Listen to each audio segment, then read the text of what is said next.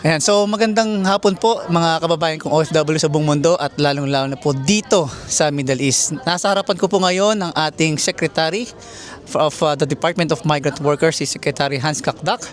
At isa po itong kagalakan at isang honor for visiting us, no, ng isang kataas-taasang secretary po ng ating departamento. Gusto lang po natin kamustahin si Sir at malaman sa kanya ano-ano po ba ang plano ng Department of Migrant Workers sa kasalukuyan dito po sa Middle East. Yes, maraming salamat sa inyo. Magandang gabi mga nurse dito sa UAE. Very proud po kami sa inyo, sa inyong sinasagawa para sa ating bayan, sa inyong mga pamilya at syempre dito sa UAE. So nandito po tayo ngayon kasi nga yung charter flight na pinagkita ng ating Pangulo na sinasagawa, pinapasinayaan niya. So pinapatupad natin, no, yung tagubilin ng ating Pangulo.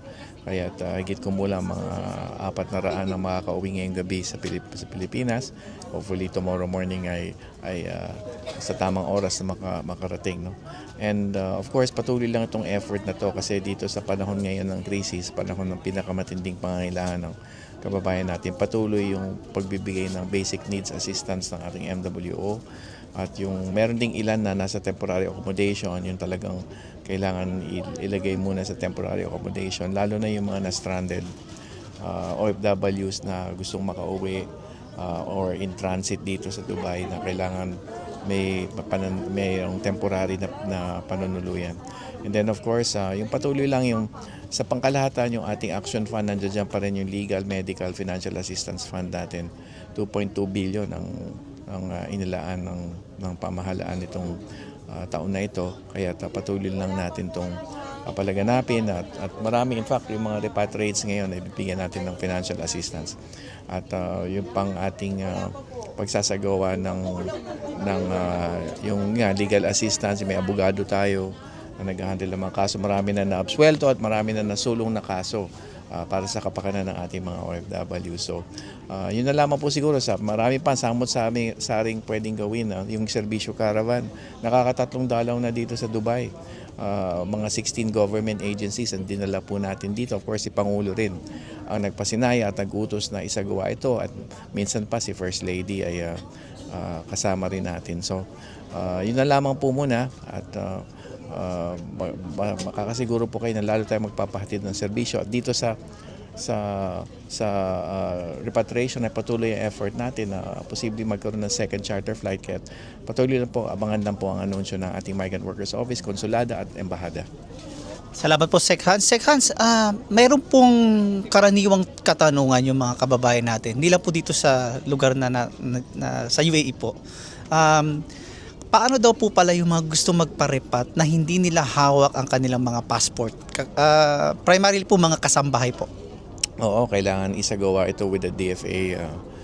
Kung ano man ang solusyon na mahanap nila, usually travel document yan, pero tingnan natin kung ano masasagawa ng DFA. Rest assured ng konsulada natin at ng DFA ay nagsisikap na malutas itong concern na to. At kung hawak ng employer ay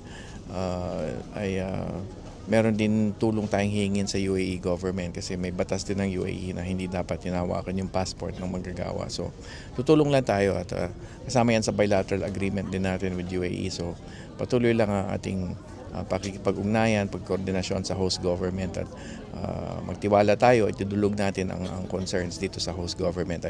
Napakahusay ng Ministry of Human Resources and Emeritizations, pamumuno ni Minister Alawar. So, yun lamang po siguro. Gagawan lang natin na solusyon yung mga ganong sitwasyon. Salamat po, Sec Hans. Sec Hans, doon po sa mga uuwi po ng Pilipinas, makakasiguro daw po ba sila na makaka-avail po sila ng tulong?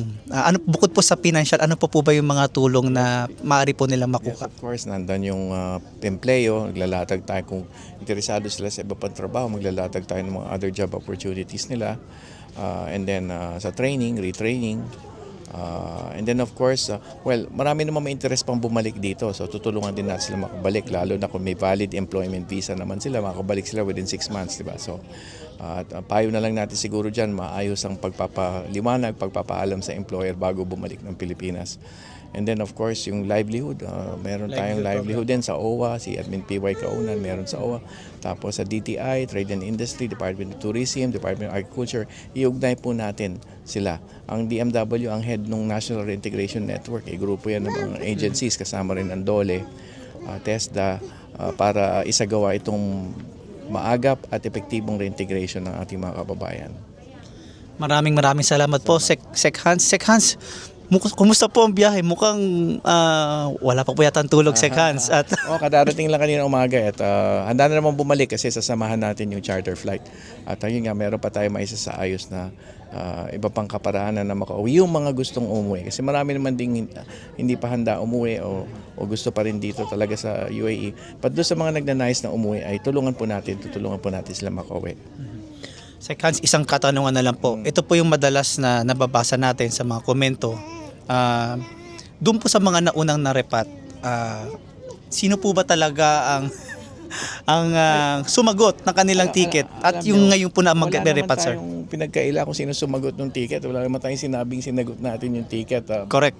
But ang gusto natin doon, may pre-repatriation and post-repatriation assistance. Ibig sabihin, iba sa kanila, pinuntahan sa hotel, binigyan ng financial assistance bago pa nakauwi. At syempre, yung mga nakauwi, higit kumulang mga 800 na itong natulungan natin mula sa EK Flights, binigyan ng post-repatriation assistance, financial assistance. At tayo masaya pag may OFW yung umuwi. We celebrate every OFW's return. So, ganun lang naman yun. Simple lang kami mag-isip sa DMW at tapat at epektibo. Kasi nga, public funds were still given to them. Nakinabang sila. So, whether or not sinagot nila yung plete, OFW sila. OFW silang umuwi mula sa sitwasyon na kailangan na nilang umuwi at gusto nilang mailikas. At ang mahalaga dito, natulungan natin sila at na-appreciate nila yung tulong na binigay nila sa kanila. Wala naman tayong nakahalubilong OFW na negatibo ang dating nung sinalubong natin sa airport. Yun, hindi naman natin sinabi na sinagot natin yung plete. Of course, sasabihin naman natin kung sinagot natin yung plete. Ayan po. So, naliwanagan po tayo mga kapwa ko OFWs directly po sa ating Secretary Hans Kakdak. Sir, maraming salamat po sa inyo sa pagbisita po sa amin dito sa UAE at maligayang kaarawan po, sir. Thank you. Salamat po, sir. Salamat. So, ayun po, no, narinig nyo po ang ating interview kay Secretary Hans Kakdak ng DMW. At least kahit pa paano, naliwanagan at nasagot yung mga general or frequently asked questions na itinatanong po ng mga kababayan natin pagdating po sa repatriation. So, nasa around 400 plus po ang kasama po ni Secretary Hans pauwi po ng Pilipinas through this repatriation program. May mga kababayan po tayo, by the way, na hindi po nagpakita, mga hindi sumama o hindi umattend, no?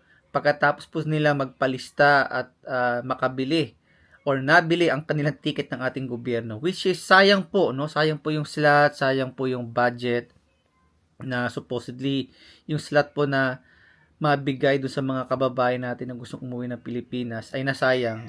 So, next time po sana, kung kayo po ay magpapalista o magpaparepatriate, make sure na pag-isipang mabuti.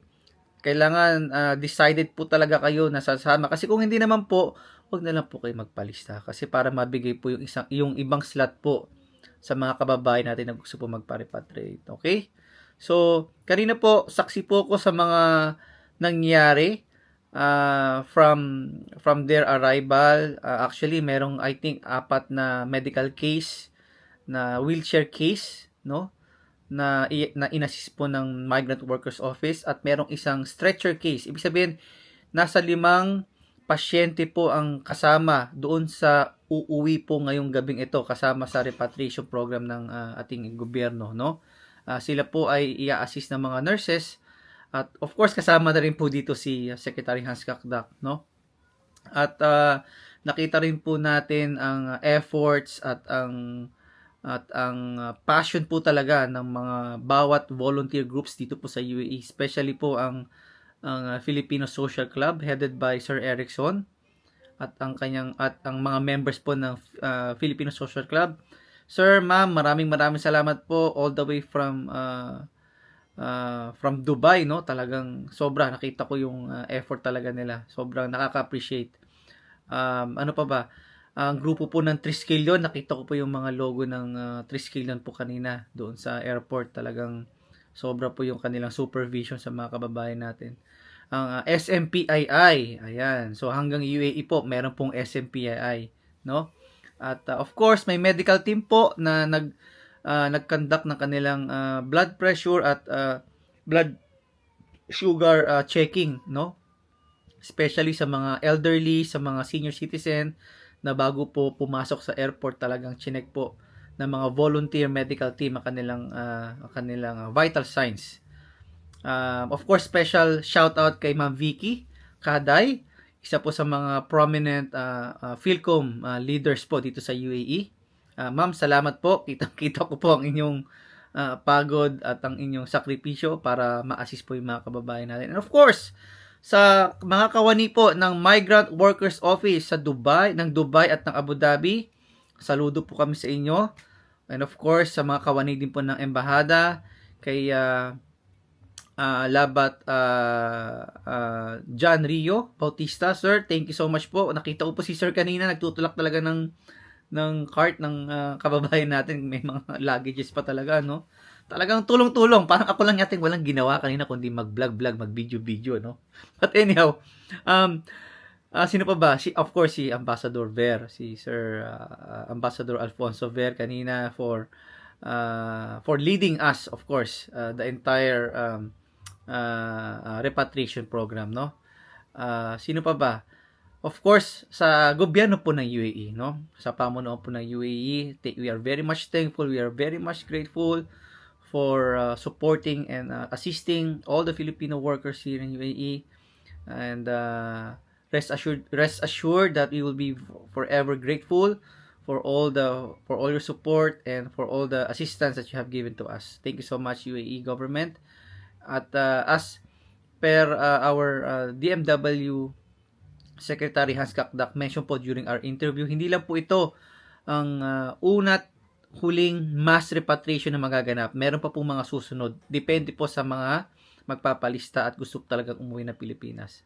But then again, we are still hoping na magtuloy-tuloy po ang kapayapaan dito po sa UAE at sa buong mundo. Naway matapos na po itong pagsubok na kinakaharap natin mga OFWs at ng mga iba't ibang nationality all over the world. Again po, thank you so much, Philippine government, DMW, OWA, at of course ang UAE. Thank you so much po. Thank you so much and God bless.